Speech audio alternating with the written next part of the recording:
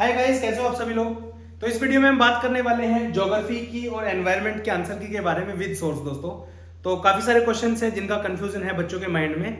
तो जितना maximum possible हो पाया मैंने सभी क्वेश्चंस के सोर्स ढूंढने की कोशिश की और कहाँ से कितने कितने क्वेश्चंस आए वो सब जो है फाइंड आउट करके इस वीडियो में हम डिस्कस करेंगे। जो 2024 के लिए बच्चे तैयारी कर रहे हैं आपको ये वीडियो देखना बहुत ज्यादा जरूरी है दोस्तों, क्योंकि 23 वालों का तो एग्जाम हो गया है, बट 24 में किन बुक्स को आपको रेफर करना चाहिए उसके बारे में भी इसमें बात करेंगे। चलिए शुरू करते हैं दोस्तों ये वीडियो। तो सबसे पहले देखते हैं कितने क्या क्वेश्चंस आपके रहे, कितना क्या चीजें थी। ठीक है, तो टोटल क्वेश्चन जो है ज्योग्राफी और आपके जो एनवायरनमेंट का सेक्शन था उसमें से देखा जाएगा तो 23 क्वेश्चन जो है आपके टोटल इसमें से आए थे दोस्तों।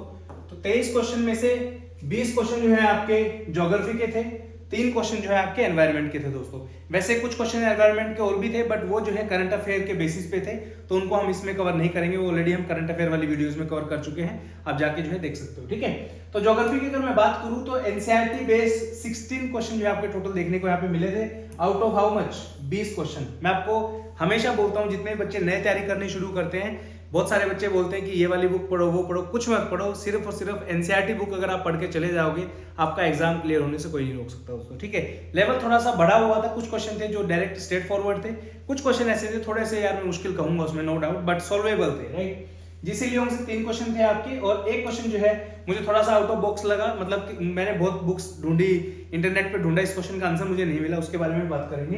एनवायरनमेंट के 3 क्वेश्चन थे, सिंपल से क्वेश्चन थे, इजीली जो है आप उनको कर सकते थे बेसिकली। ठीक है, चलिए कौन सी बुक कितनी रेलेवेंट है आज के दिन एनसीईआरटी बेसिस पे, इस पेपर के बेसिस पे अगर बताऊं तो 11th क्लास की जो फिजिकल ज्योग्राफी की बुक है 5 क्वेश्चन उसमें से आपको देखने को मिलेंगे। इंडियन ज्योग्राफी से सिर्फ एक क्वेश्चन आपको देखने को मिलेगा। ठीक है, 12th क्लास की जो बुक्स है दोनों आपकी, उनमें से जो है 6 क्वेश्चन आपके आए थे। 10th क्लास की बुक से 1 क्वेश्चन, 9th क्लास की बुक से 1 क्वेश्चन, 7th क्लास की बुक से 1 क्वेश्चन और 6ठी क्लास की बुक से 1 क्वेश्चन। अब आप कहोगे सर क्या 6ठी से 12वीं क्लास के एनसीईआरटी से हमें पढ़ने की आवश्यकता है? जो बच्चा बिल्कुल फ्रेशर है, बिल्कुल नया है, जिसने आज तक कोई पॉलिटी ज्योग्राफी कुछ नहीं पढ़ा आज तक, वो बच्चा प्लीज 6ठी क्लास से अपनी तैयारी शुरू करिए। जिन बच्चों ने ऑलरेडी जो है एग्जाम दिया हुआ है, सीएपीएफ सीडीएस का 1-2 बार अटेम्प्ट किया है और बेसिक नॉलेज है, तो डायरेक्टली आप 11th और 12th क्लास को जो है फोकस कर सकते हो, कोई दिक्कत नहीं है। 4 क्वेश्चन वैसे भी जो है बहुत बेसिक से क्वेश्चन है, वैसे भी सवाल आप कर सकते थे। ठीक है, एक क्वेश्चन ऐसा मुझे मिला जिसका आंसर जो है शायद वो क्वेश्चन यूपीएससी को ड्रॉप करना पड़ेगा, रीजन बीइंग उन्होंने क्वेश्चन ही गलत फॉर्मुलेट किया था, वो भी उसके बारे में बात करेंगे। चलिए सबसे पहले बात करते हैं, सबसे पहला क्वेश्चन। ठीक है, बहुत सारे बच्चे जो है इस क्वेश्चन का आंसर कोई सी लगा रहा है, कोई ए लगा रहा है, कोई बी लगा रहा है। इस क्वेश्चन का जो करेक्ट आंसर है वो है आपका ऑक्सीजन, ऑप्शन डी दोस्तों। ठीक है, एनसीईआरटी का जो मिनरल वाला चैप्टर है उसकी टेबल में ये दिया हुआ है, यहाँ पे आप देख सकते हो चैप्टर 5 है, यहाँ पे एक टेबल दी हुई है, major element of the earth crust. ठीक है, ऑक्सीजन सबसे ज्यादा होती है बाय वेट परसेंट 46.60।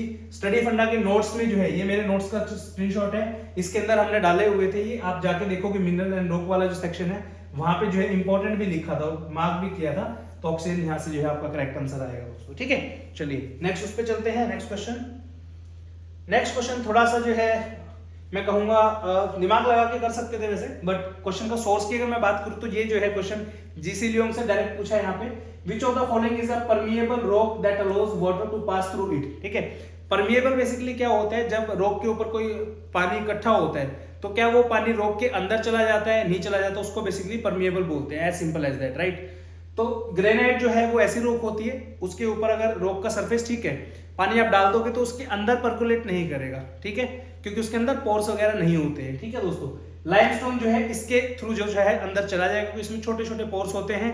सैंडस्टोन जो होता है उसके अंदर भी जो है पानी आपका चला जाएगा। तो इस क्वेश्चन में जो करेक्ट आंसर था वो लाइमस्टोन था। सभी कोचिंग इंस्टीट्यूट ने ऑलमोस्ट यही आंसर बताया, अगर किसी ने और बताया हो तो आप देख लेना, but limestone is the correct answer. Source की अगर मैं बात करूं तो जीसी लियोंग का चैप्टर है आपका, यहाँ पे आप देख सकते हो figure 4.6, porosity and permeability of rock. तो पोरस रॉक जो है लाइमस्टोन है, यहाँ पे आप परमिएबल और परवियस रॉक जो है एग्जांपल ग्रेनाइट का लिखा हुआ है, बट इसको जब पैराग्राफ को पढ़ोगे तो ये इस चीज के लिए लिखा है कि अगर ग्रेनाइट रॉक के अंदर हो जाता है तो पानी जो है अंदर चला जाता है, लेकिन अगर वैसा सरफेस है तो उस पे जो है अंदर पानी नहीं जाता है। ठीक है, तो ये लाइंस आप इसको पढ़ लेना अच्छे से अगर जब आपको टाइम लगे। तो ये जो है आपका जीसी लियोंग का क्वेश्चन था, क्वेश्चन नंबर 36। हाँ, बाय द वे जो बच्चे डायरेक्टली आंसर की मैच कर रहे हैं, मैं ये सेक्शन के अंदर जितने भी क्वेश्चन को डिस्कस कर रहा हूँ ये है सेट ए, तो जितने भी सेट ए के बच्चे हैं डायरेक्टली अपने आंसर मैच कर सकते हो। ठीक है, चलिए नेक्स्ट चलते हैं। नेक्स्ट आपका question number 37, which of the following is the deepest inland and protected port on the east coast of India. Directly question है एनसीईआरटी क्लास 10 पेज नंबर 88। ठीक है, अब जो है 12th क्लास के एनसीईआरटी में देखोगे आपको क्वेश्चन मिल जाएगा, लेकिन जो प्रोटेक्टेड पोर्ट वाला जो लाइन है ये आपको वहां पे नहीं मिलेगा दोस्तों, ठीक है। ये आपको मिलेगा सिर्फ और सिर्फ 10th क्लास के एनसीईआरटी में दिया हुआ है। यहाँ पे आप देखिए Visakhapatnam is the deepest landlocked and well protected port. Option में आप देखोगे यहाँ पे Visakhapatnam, D option will be the correct answer. NCERT का 10th क्लास में दिया हुआ था। हमने जो अपने फाउंडेशन बैच में कराया था वो ये कराया था पोर्ट के ऊपर, Visakhapatnam landlocked harbour deepest port. एक स्टेटमेंट यहाँ पे है, और एक क्वेश्चन जो है पीवाईक्यूज का हमने कराया था सीडीएस 2012-1 का जो है ये क्वेश्चन है। फाउंडेशन बैच का जो है मेरा कोर्स है, उसके अंदर हर एक चीज हमने जो है कवर की हुई है। तो यहाँ पे आप देख सकते हो मैच द फॉलोइंग का एक क्वेश्चन था, प्रॉपर तरीके से विद एक्सप्लेनेशन जो है आपको सारा क्वेश्चन हमने कराया था। Deepest landlocked and protected port, ये डायरेक्ट क्वेश्चन जो है फाउंडेशन बैच से हमारा जो है आया हुआ आप देख सकते हो, राइट। चलिए नेक्स्ट क्वेश्चन के ऊपर चलते हैं। The greatest diversity of animal and plant species is found in. अब इस तरीके के जो क्वेश्चन है थोड़ा सा आपको प्रेजेंस ऑफ माइंड लगाना है, आप इजीली जो है इन क्वेश्चंस को सॉल्व कर सकते हो। कैसे कर सकते हो, क्वेश्चन को देखिए दोबारा से, क्या लिखा हुआ है, the greatest diversity of animal and plant species is found in. अब देखिए देखते हैं ऑप्शन क्या क्या। सबसे पहला ऑप्शन है temperate forest, desert and savannas, arctic and alpine system, tropical moist forest. ठीक है, हम इंडिया के अंदर रहते हैं और नॉर्दर्न इंडिया में रहते हैं, तो हमारा जो रीजन है वो ट्रॉपिकल रीजन के अंदर आपका आता है। ठीक है, अब देखिए कि आपको क्या लगता है, डेजर्ट के अंदर जो है प्लांट्स ज्यादा होंगे या जहां पे हम रहते हैं वहां पे प्लांट्स ज्यादा है? तो डेजर्ट वाला जो ऑप्शन है वो इजिली यहाँ पे आप एलिमिनेट कर सकते हो। आर्कटिक एंड अल्पाइन सिस्टम वाला जो है ये भी इजिली आप एलिमिनेट कर सकते हो, क्योंकि ठंड में इतने ज्यादा आदमी थोड़ी ना रह पाएंगे, एनिमल रह पाएंगे, कुछ कुछ चुनिंदा जो है एनिमल्स वहां पे रह पाते हैं। बच्चे कंफ्यूजन होंगे दो चीजों में, टेम्परेट फॉरेस्ट और आपका tropical moist forest. Tropical moist forest, tropical rain forest, एक ही बात है दोस्तों। ठीक है, तो कॉमन सेंस ये बोलती है, आपको पता है कि जो ट्रॉपिकल एरिया है वहां सबसे ज्यादा हीट जो है आपको देखने को मिलेगी। जहां पे सबसे ज्यादा हीट होती है वहां पे रेनफॉल भी सबसे ज्यादा होती है उस एरिया के अंदर। ठीक है, तो जहां पे रेनफॉल सबसे ज्यादा होगी ऑब्वियसली है वहां पे पेड़ पौधे ऑटोमेटिकली बहुत ज्यादा ग्रो करेंगे, और जहां पेड़ पौधे ऑटोमेटिकली ज्यादा ग्रो करेंगे वहां पे एनिमल की बहुत सारी स्पीशीज आपको देखने को मिलेंगी। ये क्वेश्चन आप जो है डायरेक्टली कॉमन सेंस से कर सकते थे, लेकिन अगर सोर्स की मैं बात करूं तो यहाँ पे जो है आपका चैप्टर है बायोडाइवर्सिटी का 11th क्लास की फिजिकल ज्योग्राफी के अंदर दिया हुआ है। There are some countries which are situated in the tropical region, they possesses a large number of world species diversity. ठीक है, जिनको मेगा डाइवर्स कंट्री जो है बोला जाता है, तो वहां से जो है आप इसको लिंक कर सकते हो बेसिकली। ठीक है ना, चलिए नेक्स्ट क्वेश्चन देखते हैं दोस्तों। नेक्स्ट क्वेश्चन है आपका, which of the following statement about drumlin, right, which of the following statement about drumlin is correct. ठीक है, तो इसका करेक्ट जो आंसर आएगा वो आएगा it is streamline hill molded in glacial drift of the on the till plains. ठीक है, it is city located in the central Europe, no, river no, narrow road in Tibet no. A option will be the correct answer. अब इसका source की अगर मैं बात करूं, NCERT का चैप्टर है आपका लैंडफॉर्म वाला, उसमें जो है डायरेक्टली ड्रमलिन के बारे में दिया हुआ है, स्मूथ ओवल शेप ब्रिज वगैरह ये वो। एनडीए के अंदर भी जो है क्वेश्चन आ चुका है दोस्तों already, basket of egg topography के नाम से जो है एक स्टेटमेंट दी थी, उसके अंदर आया था एक क्वेश्चन। ठीक है, यहाँ पे ये जो नीचे मैं आपको डायग्राम वगैरह दिखा रहा हूँ, ये स्टडी फंडा के नोट से जो है डायरेक्टली क्वेश्चन आया। बहुत बच्चे बोलते हैं कि आपके नोट से क्या है, तो देख लो भाई, दो तीन क्वेश्चन तो आपके सामने अभी मैंने दिखा दिए। Deposition landform of glacier drumlins, ठीक है, यहाँ पे आपको मिल जाएगा। उसके बाद स्पेशली नोट्स के अंदर फोटो लगा रखे हैं, जितने भी आपके लैंडफॉर्म्स है सबके एक एक करके फोटो जो है मैंने डाले हुए हैं। यहाँ पे ड्रमलिन आपका डाला हुआ है, यहाँ पे केम आपका डाला हुआ है, इसकी एक्सप्लेनेशन भी आपको मिल जाएगी। ठीक है, कि ड्रमलिन क्या होता है, तो इस लेवल के नोट्स हमने बनाए थे। बहुत सारे लोग देखे हैं मैंने ग्रुप्स के अंदर बोलते रहते हैं कि आपके नोट्स से क्या आया, कुछ नहीं आया, तो क्वेश्चन आए हैं, आप पढ़ोगे तो अलग बात है। ठीक है, तो मैं हमेशा बोलता हूँ जितने भी फाउंडेशन जो है आपका अगर स्ट्रॉन्ग होगा तो आपको कोई सिलेक्शन लेने से नहीं रोक सकता है। मैं आज भी ये बात सभी को आपके इस वीडियो के माध्यम से बोलना चाहता हूँ, सिलेक्शन आपका आप खुद करवाओगे। ठीक है, स्टिक टू बेसिक थिंग्स। मैं ये नहीं कह रहा हूँ किसी के नोट्स आपके पढ़ के सिलेक्शन हो जाएगा, किसी की कोचिंग से आपका सिलेक्शन हो जाएगा, नहीं। आपका सिलेक्शन तब होगा जब आपके पास राइट गाइडेंस होगी और आप बेसिक बुक को अच्छे तरीके से करोगे। बच्चों की गलती पता है क्या रहती है, अपनी गलती बच्चे कभी नहीं मानते, सीधा जो है एजुकेटर के ऊपर थोप देते कि आपकी वजह से एग्जाम नहीं हुआ। अरे एजुकेटर थोड़ी ना आपको कहता है कि आप शॉर्टकट में जाओ, हम तो हमेशा से यही बोलते हैं आपको कि भाई अपनी एनसीईआरटी के ऊपर फोकस करो। ठीक है, कहीं इधर उधर भागने की आवश्यकता नहीं, आप एनसीईआरटी अच्छे से कर लो, वहीं से पेपर आएगा आपका, देख लो आपके सामने। ठीक है, चलो अगला क्वेश्चन पे चलते हैं दोस्तों। अगला क्वेश्चन है, which of the following is the busiest sea route and links to industrial developed region of the world. काफी सारी आंसर की में जो इसका आंसर जो है वो a Mediterranean and the Indian Ocean sea route दिया हुआ है, बट इसका जो करेक्ट आंसर आएगा नॉर्थ अटलांटिक सी रूट आएगा दोस्तों। ये क्वेश्चन डायरेक्टली जो है आपकी 12th क्लास की एनसीईआरटी है वहां से उठाया हुआ है, इंपॉर्टेंट सी रूट्स के नाम से यहाँ पे, the North Atlantic sea route. This links north eastern USA and north western Europe to industrially developed industrially developed regions of the world. ठीक है, आप खुद सोचो इंडस्ट्रियल डेवलप्ड रीजन कौन से हैं। ठीक है, एक तो आपका ये वाला जो रीजन है यूएसए वाला है वो है, और दूसरा आपका यूरोप है, राइट। इधर आप देखो, सॉरी, तो यहाँ पे आपका यूएसए न्यूयॉर्क से लेकर लंदन तक ये इस तरीके से नॉर्थ अटलांटिक का जो रीजन है, सी रूट है, वो जो है सबसे इंडस्ट्रियल डेवलप्ड रीजन के अंदर जो है वो रूट पड़ता है आपका। ठीक है, चलिए, तो जिन भी बच्चों ने ए आंसर लगाया तो इसका ए आंसर गलत है, उसका आंसर करेक्ट आएगा B, North Atlantic sea route. Next question में चलते हैं दोस्तों। ये भी बहुत इजी क्वेश्चन कहूंगा मैं, आप थोड़ा सा प्रेजेंस ऑफ माइंड लगाते तो इसको जो है सॉल्व कर सकते थे। ठीक है, अब देखिए इसमें है क्वेश्चन है which of the using the code given below identify the type of farming on the basis of the given characteristics. First है the produce is consumed entirely or mainly by the family who work on the land and tend to livestock. ठीक है, पहली statement के according क्या है कि भाई ये उस टाइप की खेती है। बेसिकली 3 अलग अलग स्टेटमेंट दी थी आपको, इन स्टेटमेंट के बेसिस पे देखना था कि कौन सी तरीके की खेती है बेसिकली। ठीक है, तो इसमें पहली स्टेटमेंट के बेसिस पे जो है आप एलिमिनेट कर सकते हो।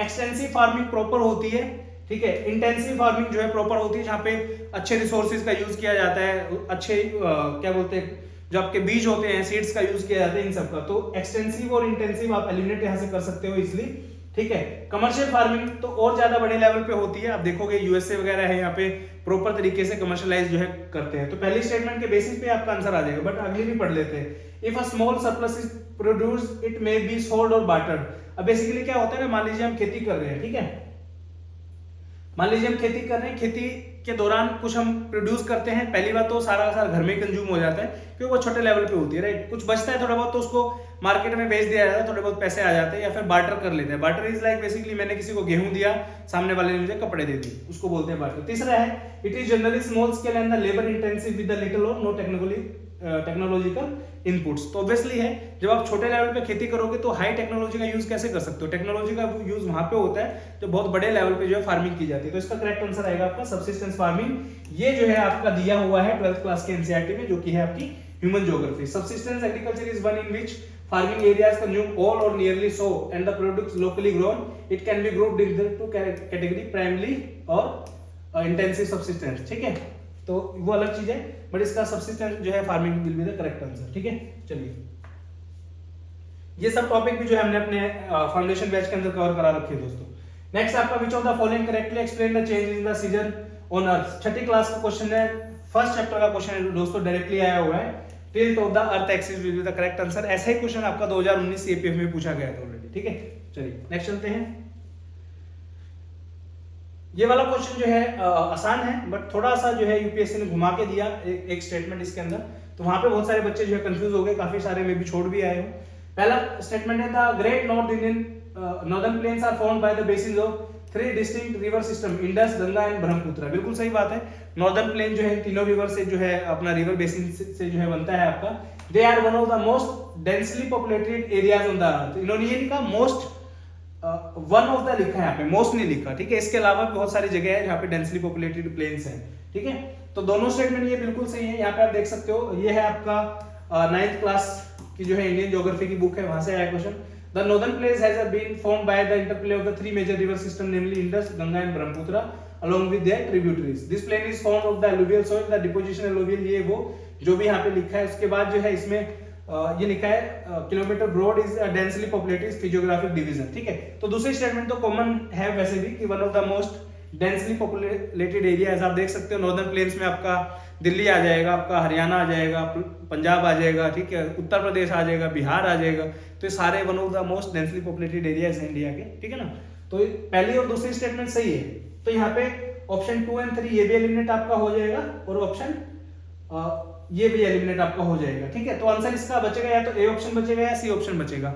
अब सी ऑप्शन जो है बहुत बच्चे इसमें कंफ्यूज हो गए कि यार ये कैसे हो सकता है, इसका एग्जैक्टली पता नहीं है बेसिकली। ठीक है, तो क्वेश्चन है the between the Yamuna and at Delhi and the Bay of Bengal nearly 1600 kilometre away there is a drop of only 200 metres in elevation. Elevation Delhi का आई थिंक 219-20 के आसपास ऐसा है, और जहां की ये बात हो रही है वहां पे तकरीबन 200 का है। ठीक है, तो मतलब वही अप्रोक्सीमेट है, ठीक है, एग्जैक्ट नहीं है बेसिकली। तो ये स्टेटमेंट जो है ये भी सही है, तो इसका आंसर जो है ए ऑप्शन जो है आपका करेक्ट आएगा दोस्तों। तो जिन बच्चों ने भी ए लगाया उनका आंसर सही है, बट इस तरीके के क्वेश्चन में काफी कंफ्यूजन हो जाता है। तो इस तरीके के क्वेश्चन में आपको रिस्क लेना चाहिए। बहुत बच्चे बोलते हैं कि सर मेरे तो 80 क्वेश्चन ही अटेम्प्ट हुए, तो ऐसे क्वेश्चन में अगर आप रिस्क लेते हो, कम से कम 2 ऑप्शन आपने इजीली एलिमिनेट करें, तो ये क्वेश्चन कभी नहीं छोड़ने चाहिए, रिस्क लेना चाहिए। ज्यादातर चांसेस में ऐसा होता है कि आपको मार्क्स मिल जाते हैं, ठीक है ना, अगर आप सही से अटेम्प्ट करोगे तो। चलिए नेक्स्ट क्वेश्चन पे चलते हैं। नेक्स्ट आपका many of the world's largest mountain chains exist beneath the sea. बिल्कुल सही बात है। बहुत सारे माउंटेन रेंजेस आपने देखी होंगी उसके नीचे होती हैं, ठीक है।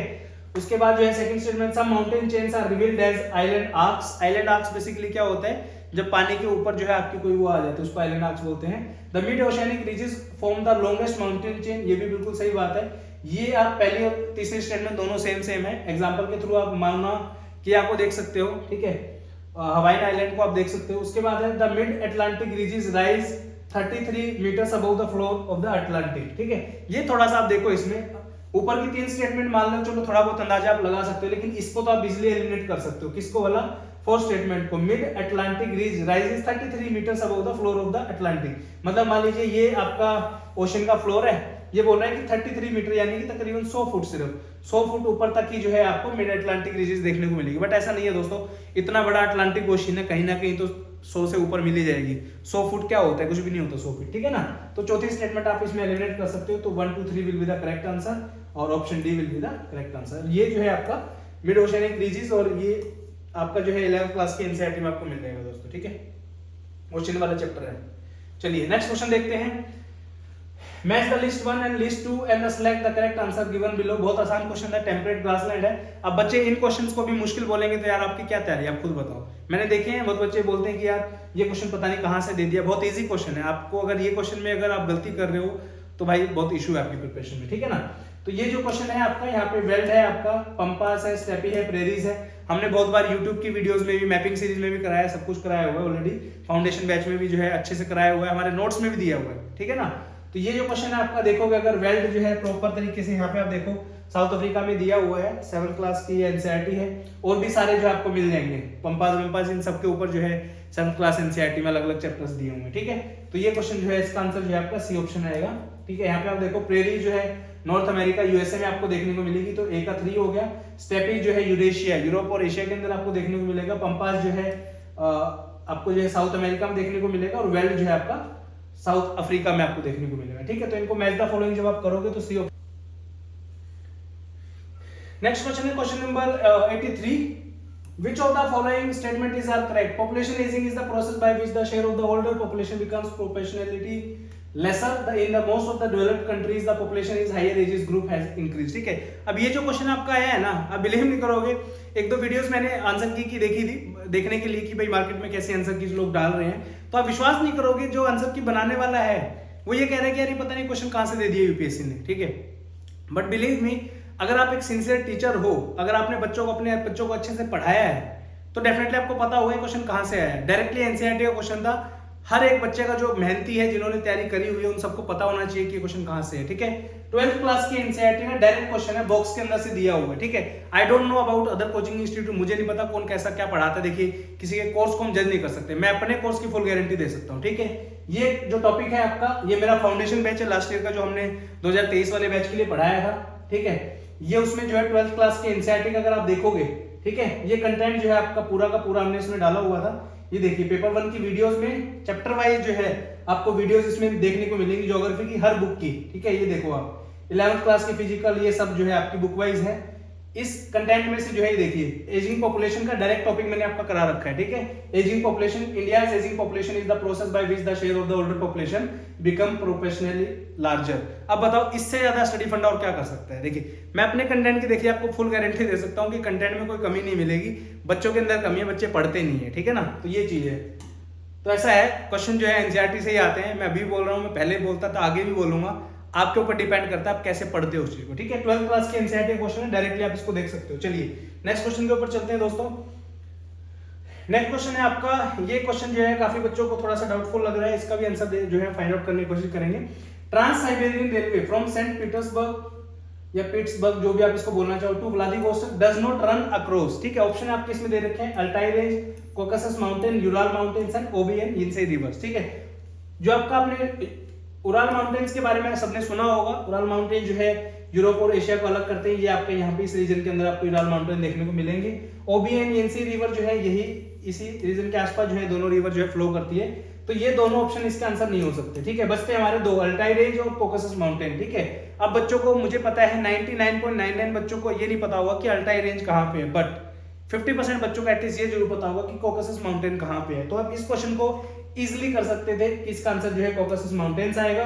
कॉकेसस माउंटेन जो है आपके यहाँ पे पड़ते हैं दोस्तों, ठीक है। कहाँ पड़ते हैं अगर, क्योंकि दिखेगा नहीं आपको, मैं वैसे बता देता हूँ।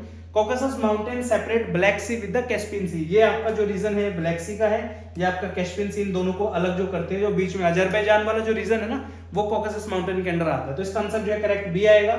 और जो है आपका अल्टाई की अगर बात करूं, वैसे तो देखिए अल्टाई का रीजन बहुत छोटा है, तो मुझे लगता है कि क्वेश्चन में थोड़ा सा एरर हो सकता है मे बी, बट अल्टाई का जो रीजन है वो ये वाला रीजन है। और यहाँ से जो है कॉर्नर से, अब देखिए माउंटेन रेंज है, कोई पता नहीं चलता है कितने जगह से जा रही है, पास हो रही है, तो मान के चलते हैं कि रशिया के बॉर्डर पे है, तो हो सकता है कि वहां से जाती ही होगी, ठीक है। बट कॉकेसस माउंटेन बहुत दूर हो गया रशिया से, ठीक है ना।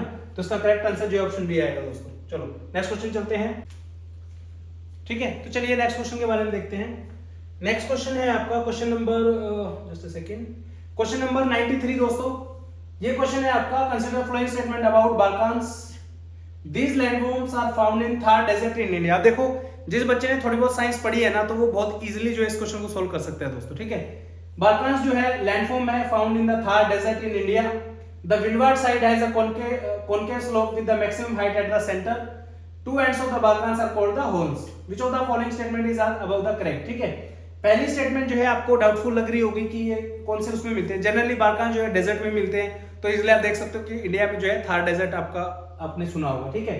दूसरा जो है विंडवार्ड साइड जो है वो कॉनकेव स्लोप है। अगर किसी को बाल्कन्स का अगर डायग्राम याद है ना, तो इजीली आप इस क्वेश्चन को सोल्व कर सकते हो। इस तरीके की होते हैं बेसिकली बाल्कन्स, ठीक है ना, ऐसे, ठीक है। अब देखिए आपको, अगर आपने साइंस में पढ़ा है, ये जो आपका लेंस है, ये आपका कौन सा लेंस होता है, ये वाला, ये होता है आपका कॉन्वेक्स लेंस, ठीक है। और अंदर की साइड अगर ये वाली चीज हो तो उसको बोलते हैं, क्या बोलते हैं, कॉनकेव लेंस, राइट। तो इसमें बोला है कि विंडवार्ड साइड, तो विंड आपकी इधर से आती है और डिपॉजिट करते हुए चले जाते हैं। तो ये वाली जो साइड है कौन सी हुई, ये आपकी कॉन्वेक्स हुई, बट ऑप्शन में क्या दे रखा है, कॉनकेव दे रखा है। तो सेकंड स्टेटमेंट इसमें जो है इनकरेक्ट हो जाएगी। तो अगर सेकंड स्टेटमेंट पहले और सेकंड ऑप्शन से आप निकाल दोगे, और फर्स्ट स्टेटमेंट तुम्हें पता है कि भाई डेजर्ट के अंदर इंडिया मिलते हैं थार में, तो एक ही ऑप्शन बचता है, ऑप्शन सी 1 और 3। क्वेश्चन के सोर्स की अगर मैं बात करूं, तो कुछ स्टेटमेंट जो है आपको इसकी physical features of India 9th class के एनसीईआरटी में मिल जाएगा। Balkans crescent shaped dunes cover large areas but longitudinal dunes become more prominent in the park border, Jaisalmer जो भी है। मतलब फर्स्ट स्टेटमेंट आपको यहाँ से मिल जाएगी, सेकंड स्टेटमेंट और थर्ड स्टेटमेंट जो है वो आपको मिलेगी जीसी लियोंग से। करेक्ट डायरेक्टली दिया होगा दोस्तों। यहाँ पे आप देखो हॉर्न्स के बारे में यहाँ पे मेंशन्ड है, विंड की डायरेक्शन के बारे में मेंशन्ड है, और विंडवर्ड साइड इज कॉन्वेक्स लिखा हुआ है, ठीक है ना। तो ये जो है आपका क्वेश्चन जीसी लियोंग में आपको मिल जाएगा। चलिए, बट एक चीज मैं बताऊं, आपको जीसी लियोंग पढ़ने की बिल्कुल भी जरूरत नहीं है, सच बता रहा हूं। हाथ जोड़ के रिक्वेस्ट है, जो सिंसियरली बच्चे मेहनत करने वाले हैं, देखो ये देखो कि जनरली ज्यादा क्वेश्चन कहां से आए हैं। एक दो क्वेश्चन के पीछे मत भागो कभी भी, ठीक है। अब देखोगे आप 20 में से जीसी लियोंग में 2 या 3 क्वेश्चन आया, तो 3 क्वेश्चन के लिए बुक थोड़ा ना पढ़ोगे पूरी, राइट। इस क्वेश्चन को वैसे भी आप 2 स्टेटमेंट तक तो एलिमिनेट कर ही सकते हो, तीसरे वाली कर दो, बाकी हॉर्न वाली में जो है तुक्का लगा सकते हो आप, इजंट इट। तो ये चीज है। चलो नेक्स्ट चलते हैं। नेक्स्ट आपका जियोथर्मल एनर्जी। इसमें भी काफी बच्चे जो है कंफ्यूज हो रहे हैं कि इसका आंसर क्या होगा। Geothermal energy can be used to produce electricity, बिल्कुल होता है। और its hot water can be used directly for the industry, agriculture, bathing and cleaning. बिल्कुल सही बात है। बाथिंग के लिए बच्चों को कंफ्यूज हो रहा है कि बाथिंग थोड़ा ना हो सकता है, लेकिन आप देखोगे गर्म पानी के चश्मे जो है बोला जाता है, मणिकरण साहब गुरुद्वारे में आप जाओगे, वहां पे गर्म पानी डायरेक्टली जो है नहाने के लिए यूज किया जाता है। और ऐसा बोला जाता है कि इस तरीके के जो गर्म चश्मे होते हैं, जो जियोथर्मल वाटर जो होता है, एनर्जी जहां से निकलती है पानी से, उबलता हुआ पानी, उस पानी से नहाने से जो है त्वचा के जो रोग होते हैं, स्किन डिजीज जो है वो ठीक हो जाती हैं, ऐसा मानना है बेसिकली, ठीक है। तो डायरेक्टली नहा सकते हैं। नेक्स्ट है आपका thermal power station burn fossil fuel to create steam to drive the turbine, बिल्कुल सही बात है। पहली स्टेटमेंट ठीक है, तीसरी स्टेटमेंट ठीक है, ठीक है। तो दूसरी के बारे में बात करते हैं, यहाँ पे 2 और 3 है, तो ये आपका एलिमिनेट हो जाएगा, ठीक है ना। चलो दूसरी है न्यूक्लियर एनर्जी इज ऑफन। ये जो कीवर्ड है ऑफन, ये बहुत इंपॉर्टेंट है दोस्तों, ठीक है। Often cheaper than some other sources of electricity. अब देखिए थर्मल पावर की अगर मैं बात करूं, तो थर्मल पावर के मुकाबले जो है न्यूक्लियर पावर जो है वो सस्ती है। यहाँ पे देख क्वेश्चन में जो कैच है वो मैं आपको समझाता हूं। अगर मैं बोलूं कि एक न्यूक्लियर पावर प्लांट सेटअप करना है, एक थर्मल पावर प्लांट सेटअप करना है, तो दोनों में हो सकता है कि न्यूक्लियर ज्यादा महंगा पड़े, लेकिन क्वेश्चन क्या पूछा गया है सम सोर्स ऑफ इलेक्ट्रिसिटी, मतलब जब बन जाएगी कोई चीज, इलेक्ट्रिसिटी प्रोड्यूस करना सस्ता कौन से उसमें रहेगा, तो थर्मल के मुकाबले में न्यूक्लियर बहुत सस्ता पड़ता है दोस्तों। तो कीवर्ड को यहाँ पे देखा करो, तो सेकंड स्टेटमेंट बिल्कुल सही है। Correct answer would be 1, 2 and 3। ठीक है, चलिए नेक्स्ट चलते हैं। 95 match the following list 1 and list 2। अब इसमें जो है यहाँ पे इंटरनेशनल कन्वेंशन दे रखे हैं और थीम दे रखी है दोस्तों। ये जो फोटो लगाया मैंने, ये जो है स्टडी फंडा के नोट्स के अंदर से लगाया मैंने। जो लोग बोलते हैं कि आपके नोट्स से क्या आता है, मैं दिखाता हूं आपको क्या आता है। ठीक है, लेकिन this is very basic question. मैं ये नहीं कहूंगा कि हमने बहुत बड़ा तीर मार दिया, बहुत बड़ी तोप चला दिया, ऐसा बिल्कुल नहीं है। This is very basic question. आप यूपीएससी की तैयारी कर रहे हो तो इन कन्वेंशंस का आपको पता होना चाहिए। किसी भी बुक में आपको मिल जाएगी। ठीक है, स्पेशली एनवायरनमेंट की बुक आपको खोदने की जरूरत नहीं है। किसी भी ज्योग्राफी में, साइंस में 1-2 स्टेटमेंट 1-2 मिल जाएंगे आपको, डोंट वरी। ठीक है, लेकिन जो बच्चे बोलते हैं स्पेसिफिकली कि कहां से पढ़े, हमने कम कंटेंट में, हमने सारा आई थिंक एनवायरनमेंट जो है हार्डली 20-25 पेजों में जो है अपने नोट्स के अंदर कवर करके दिया है। एक ही पेज से आपके सामने दिखाऊंगा मैं, एक ही पेज से 2 क्वेश्चन आ गए, मतलब 4 नंबर आपके एक पेज से आ रहे हैं। और क्या चाहिए आपको ये बताओ। ठीक है, तो यहाँ पे अलग अलग कन्वेंशन है, Stockholm convention, Minamata, Basel and Rotterdam convention. ठीक है, यहाँ पे जो है आपका करेक्ट आंसर पहले बता देता हूँ, डी आएगा 2, 3, 4, 1। अब देखिए स्टॉकहोम कन्वेंशन जो है वो परसिस्टेंट ऑर्गेनिक पॉल्यूटेंट के लिए है। आपका मिनामाटा जो कन्वेंशन है वो building industrial instrument on mercury है यहाँ पे। ठीक है, हमारे वो देखिए मैंने लिखा हुआ है प्रॉपर सारी कन्वेंशन जो है ऐसे 4 पेज है, 1, 2, 3, 4, 5, 5 पेजेस हैं। 5 पेज में से आपको कोई भी क्वेश्चन एनवायरनमेंट का नहीं रहता और बहुत रिपीटेड क्वेश्चन हैं। ठीक है, यहाँ पे आप देखोगे Basel convention, hazardous waste, Minamata convention, mercury, सिर्फ कीवर्ड डाला है यहाँ पे। ये देखो, ये आ गया आपका कीवर्ड मरकरी। ठीक है, उसके बाद क्या है, रोटरडैम पेस्टिसाइड है और Kyoto protocol emission of the green house gases है। ठीक है, और इसी से जो है 2-3 स्टेटमेंट आपके आ रखे हैं, तो इससे जो आपका क्वेश्चन बहुत इजीली जो है सॉल्व हो जाएगा। ठीक है, ये आपका एनवायरनमेंट के नोट से है, स्टडी फंडा के। सेम क्वेश्चन, अगला क्वेश्चन भी जो है इसी से सॉल्व हो जाएगा आपका।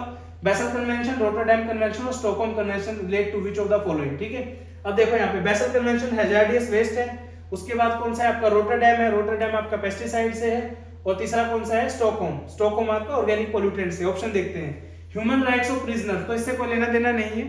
कन्वेंशन ऑफ वेटलैंड, इससे कोई लेना देना नहीं है, रामसर आएगा इसमें। कन्वेंशन ऑफ रिवर, इससे कोई लेना देना नहीं है।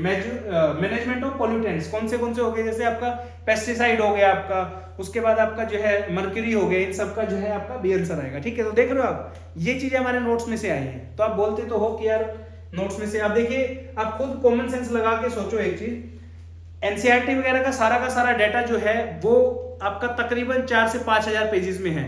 अब उन 5,000 पेजेस को हमने कंपाइल करके 500 पेजेस में जो है डाटा कन्वर्ट किया है। तो आप क्या सोचते हो 125 में से क्या 125 क्वेश्चन आ जाएंगे? ऐसा नहीं होता है दोस्तों। आपको बेसिकली बेसिक सोर्स जो है सारे फॉलो करने पड़ते हैं, जो भी आपके एनसीईआरटी वगैरह है। These notes are just for the revision purpose, कि लास्ट टाइम पे जो है आपको बुक्स पढ़ने की जरूरत ना पड़े। ठीक है, मैं ये कभी नहीं बोलता बच्चों को कि आप अपने फाउंडेशन की चीजें छोड़ दो, आप अपनी एनसीईआरटी पढ़ना छोड़ दो, डायरेक्टली जाके हमारे नोट्स पढ़ लो, आपका सिलेक्शन हो जाएगा। बिल्कुल नहीं होता, मैं लिख के देता हूँ, बट स्टिल बच्चे मांगते तो मजबूरी है, क्या करें। ठीक है ना, तो ये चीज है। नेक्स्ट क्वेश्चन देखते हैं, consider the following statement about laterite soil found in India. Laterite soil is found in high altitude of Himalayas. ठीक है, फंसा दिया यहाँ पे। यहाँ पे जो है हाई टेम्परेचर आएगा और ये हिमालयस के अंदर नहीं होती है दोस्तों लेटराइट सॉइल, तो इसको आप एलिमिनेट यहाँ पे कर सकते हो। तो पहली स्टेटमेंट जो आपकी आउट हो जाएगी, तो पहली स्टेटमेंट आउट हो जाएगी, यानी कि डी ऑप्शन आपका आंसर नहीं हो सकता। नेक्स्ट आपका it is very fertile soil, ये फर्टाइल नहीं होती है दोस्तों, लेटराइट सॉइल कभी फर्टाइल नहीं होती है। सेकंड ऑप्शन आल्सो एलिमिनेटेड, तो इसका बी ऑप्शन भी चला गया आपका। नेक्स्ट है it is red colour soil due to the presence of iron oxide, ये बिल्कुल सही बात है। और चौथी है आपकी it is a poor in nitrogen, potassium, organic matter, high in potash होती है दोस्तों। ठीक है, तो चौथी स्टेटमेंट भी गलत है आपकी। 3 एंड 4 जो है ये भी एलिमिनेट हो जाएगा, तो ओनली 3 जो है वो करेक्ट आंसर आपका ए ऑप्शन आएगा। ये जो क्वेश्चन अगर आप देखोगे तो ये है आपकी इंडियन ज्योग्राफी की जो एनसीईआरटी 11th क्लास वाली, उसमें से है। ये सभी क्वेश्चन जो आपको मैं करा रहा हूँ सभी हमारे फाउंडेशन बैच में हमने ऑलमोस्ट करा रखे हैं। मतलब देखो ये नहीं कहूंगा कि मैं 20 में से 20 फाउंडेशन से आगे होंगे, 20 में से 15-16 क्वेश्चन तो इजीली आपको मिल जाएंगे। ठीक है, थोड़ा बहुत दिमाग लगाना पड़ता है, थोड़ा बहुत रिस्क लगाना पड़ता है, तभी तो क्वेश्चन सॉल्व होते हैं, तभी बच्चों का सिलेक्शन होता है। और अगर ऐसा हो जाता कि 125 में से 125 क्वेश्चन ही हमारे कोर्स से आ रहे तो पेपर ही मैं बना के दे दूंगा ना, तो आप समझो इस चीज को, राइट। चलिए आगे चलते हैं। नेक्स्ट आपका which of the following statement about ragi crop grown in India is correct. ठीक है, ये क्वेश्चन दोस्तों 110% कैंसिल होने वाला है। सब कोचिंग इंस्टीट्यूट ने इसका आंसर सी दिया है। ठीक है, सब कोचिंग इंस्टीट्यूट ने, बट मैं बता रहा हूं ये क्वेश्चन ही गलत है। ठीक है, तो इस क्वेश्चन का आंसर आएगा ये स्टार। जैसे कि यूपीएससी ने सीपीएफएससी 2020 के अंदर कैनरी करंट और एक और कोल्ड करंट था, लेब्राडोर था आई थिंक, वो वाला क्वेश्चन लिया था, तो उसमें 2 ऑप्शन जो है करेक्ट थे आपके। इसमें देखोगे आप ना सभी क्वेश्चन के ऑप्शन इसमें बिल्कुल सही है, हर ऑप्शन सही है इसमें सारे के सारे, ठीक है। तो यहाँ पे जो है एक ऑप्शन जो है इनको इनकरेक्ट डालना चाहिए था, यहाँ पे क्वेश्चन में इनकरेक्ट आएगा, ठीक है। बाकी मेजॉरिटी ऑफ द स्टेटमेंट इसमें बिल्कुल सही है, दिखाता हूँ कैसे। It is a millet crop, बिल्कुल सही बात है, रागी जो है मिलेट क्रॉप है, सब एग्री करते हैं। Grown in drier parts of the south India, ठीक है। अब बोलेंगे बच्चे जी साउथ इंडिया में थोड़ी ना होती है, नॉर्थ इंडिया में भी होती है, साउथ इंडिया में भी होती है। कैसे देखो, सदर्न स्टेट के अंदर जो है रागी दिख रहा है, यहाँ पे भी रागी है, खरीफ क्रॉप में भी उगाई जाती है, राबी क्रॉप में भी उगाई जाती है सदर्न स्टेट में, ठीक है। तो मिलेट क्रॉप है drier parts of the south India, region भी ड्राइयर पार्ट के अंदर जो है रेनफॉल कम चाहिए होता है, तो उस रीजन में आपको देखने को मिलेंगे, तो फर्स्ट स्टेटमेंट सही है। Next, it is a rabi crop sown between November and March. अब बहुत बच्चे बोलेंगे कि नहीं ये तो खरीफ क्रॉप है, कहाँ है खरीफ, देखो आपके सामने है ना, खरीफ भी है रबी भी है, दोनों के अंदर दिया हुआ है, ये भी आपकी स्टेटमेंट सही होगी। Next, it is rainfed crop grown on red light black and sandy loam soil. पता नहीं कोचिंग वालों ने इसका सी आंसर क्यों दिया है, बट ये भी आपको जो है एनसीईआरटी मिल जाएगा, 10th क्लास के एनसीईआरटी में लिखा हुआ है यहाँ पे, रागी इज अ, कर देता हूं जूम आपके लिए फिर भी, ठीक है। Ragi is a crop of dry region and grows well on red black sandy loamy and shallow black soil, ठीक है। मेजर प्रोड्यूसर कौन है, कर्नाटका तमिलनाडु, 2 जो है मेजर प्रोड्यूसर है, मतलब साउथ की जो है आपकी क्रॉप होगी, हो गया। उसके बाद लास्ट स्टेटमेंट क्या है दोस्तों, it is grown between 20 degree Celsius and 30 degree Celsius of temperature and 50 to 100 degree और 100 सेंटीमीटर रेनफॉल। अब जो है ये वाली स्टेटमेंट जो है ये भी सही है, कुछ जगह मैंने फाइंड आउट किया है तो ये वाली स्टेटमेंट भी बिल्कुल सही है, लेकिन एनसीईआरटी में एक जो डाटा जो दिया हुआ है, ये जो है ड्राईलैंड फार्मिंग के अंदर जो है इसका एग्जांपल दिया है, जो कि 75 सेंटीमीटर से जो है लेस होना चाहिए, तो ये स्टेटमेंट जो है सही होती, लेकिन अगर ये इनकरेक्ट पूछता, पर इसने पूछा क्या है, करेक्ट है, तो ये ऊपर वाली सारी करेक्ट है, तो ये जो आंसर है ये बिल्कुल पूरा का पूरा जो है क्वेश्चन एलिमिनेट होगा, इस क्वेश्चन के ऊपर स्टार लग के आएगा, ठीक है। तो इसका आपको टेंशन लेने की आवश्यकता नहीं, आपने कोई भी आंसर लगाया हो ये क्वेश्चन काउंट ही नहीं होगा, ठीक है, इसको छोड़ सकते हो आप। चलो नेक्स्ट पे चलते हैं। नेक्स्ट है आपका consider the following statement about rock structure. अब ये जो क्वेश्चन है, ये क्वेश्चन बहुत बच्चे बोलेंगे कि थोड़ा मुश्किल था, बट मुश्किल बिल्कुल नहीं है, एनसीईआरटी सिंसियरली पढ़ी है, सोर्स हालांकि जीसी लियोंग से है, बट एनसीईआरटी पढ़ी होती तो भी आप इसको सोल्व कर सकते थे। क्वेश्चन है consider the following statement about rock structure, conglomerate are clastic sedimentary rocks. ये क्लासिक नॉन क्लासिक इनको सब छोड़ दो आप, ठीक है। अभी के लिए बस ये देखो कॉन्ग्लोमेरेट जो है वो सेडिमेंट्री रॉक है, बिल्कुल सही बात है, फर्स्ट स्टेटमेंट बिल्कुल सही। नेक्स्ट है आपका ये सेकंड ऑप्शन एलिमिनेट हो जाएगा। Slate is a non classic sedimentary rock, तो ये गलत है दोस्तों, जो स्लेट होती है मेटामॉर्फिक रॉक होती है आपकी, तो सेकंड ऑप्शन जो है वो इनकरेक्ट हो जाएगा आपका, तो सी ऑप्शन भी चला जाएगा और आपका ए ऑप्शन भी चला जाएगा, आंसर आएगा 1, 3 and 4। नेक्स्ट है आपका granite is a plutonic igneous rocks, igneous rock है बिल्कुल, आंसर आ गया। Basalt is an exclusive igneous rock, ये भी बिल्कुल सही है, ठीक है ना। तो इस तरीके से आप इसका आंसर फाइंड आउट कर सकते हो। बाकी आप देख लो यहाँ पे प्लूटोनिक रॉक, ग्रेनाइट, गब्बेरू, बसाल्ट जो है वो एक्सक्लूसिव रॉक है यहाँ पे, और आपका mechanically form sedimentary rock conglomerate है, यहाँ पे देख सकते हो, सब जो है आपका जीसी लियोंग में दे रखा है, बट मुझे लगता है जीसी लियोंग पढ़ने की आवश्यकता थी इस क्वेश्चन को सॉल्व करने के लिए, ठीक है। चलो नेक्स्ट चलते हैं। Consider following statement about Ramsar wetland site in India. सभी की सभी जो है स्टेटमेंट आप इनको देखोगे, अगर करंट अफेयर के साथ भी मिला के देख सकते हो, या फिर आप एनवायरनमेंट में देख सकते हो, 1, 2, 3, 4 जो है इसका करेक्ट आंसर आएगा, ठीक है। Gahirmatha is the habitat of olive red lake turtle, Odisha के अंदर आपको देखने को मिलेगी। चिल्का लेक जो है ये भी ओडिशा के अंदर देखने को आपको मिलेगी। नल सरोवर जो है ये आपको देखने को मिलेगा गुजरात के अंदर, और सोमवती आपको देखने को मिलेगी लद्दाख के अंदर, राइट। तो ये सब जो है करेक्ट ऑप्शन है, D option will be the correct answer here. Next आपका which of the following salt formation process take place in the phumdis floating field in Loktak lake of Manipur. ये क्वेश्चन थोड़ा सा जो है इसमें डाउटफुल है, सभी कोचिंग वालों ने जो इसका आंसर बी लगाया है, बट मेरे अकॉर्डिंग इसका आंसर जो है वो सी होना चाहिए, ग्लेशियराइजेशन। अगर आप स्टेटमेंट पढ़ के देखोगे, इसमें देखिए यहाँ पे पोर्जोलाइजेशन का मैंने डेफिनेशन डाला है, ग्लेशियराइजेशन का भी प्रोसेस डाला है, तो मेरे हिसाब से इसका आंसर सी होना चाहिए। बाकी कोई भी बच्चा जिसको एग्जैक्ट जो सोइल का जो फॉर्मिंग प्रोसेसेस है उनके बारे में इन डेप्थ में नॉलेज है तो प्लीज बताइए कमेंट सेक्शन में इसका आंसर क्या होगा, बट अकॉर्डिंग टू मी इसका आंसर सी होना चाहिए। कोचिंग वालों ने इसका आंसर सब नहीं बी लगाया है, ठीक है। चलो नेक्स्ट चलते हैं। Which of the following statement is correct about the spring tide. जब आप पूरी स्टेटमेंट पढ़ लोगे, C option will be the correct answer. 11th class के एनसीईआरटी के अंदर ये जो है डाटा आपका स्प्रिंग टाइड्स वगैरह के ऊपर दिया हुआ है, ठीक है। तो ये थी आज की वीडियो दोस्तों, जिसमें हमने डिस्कस किए सभी के सभी आपके इंपॉर्टेंट क्वेश्चंस, तो मिलते हैं नेक्स्ट वीडियो के अंदर। क्या कैसी लगी आपको ये वीडियो, क्या आपको मेहनत सही लगी हमारी, प्लीज लाइक करके जरूर बताइए। ज्योग्राफी में आपका क्या स्कोर आ रहा है वो भी बताइए, और नेक्स्ट वीडियो आपको कौन से टॉपिक पे चाहिए वो भी बताइए। मिलते हैं नेक्स्ट वीडियो के अंदर, तब तक का आप सभी लोगों का बहुत बहुत धन्यवाद, बहुत सारा प्यार आप सब लोगों को, थैंक यू सो मच। और पेपर 1 में आपका क्या स्कोर बन रहा है वो भी आप जरूर बताइए। थैंक यू सो मच, जय हिंद।